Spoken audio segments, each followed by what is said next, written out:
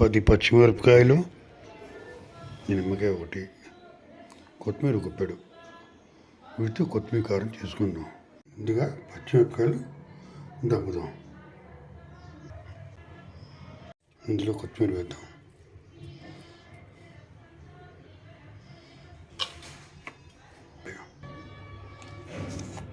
ఇందులో ఈ మొత్తం ఉప్పు వేసి కలుపుదాం. వేయించి పెట్టుకున్న కొత్తిమీర, పచ్చిమిరపకాయలు ఉప్పులోకి నిమ్మకాయ రసం పెట్టుదాం.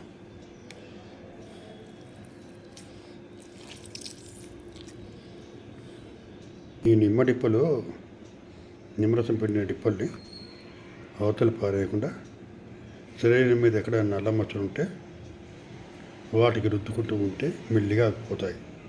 ఇది తయారైపోయింది. Thank you for watching.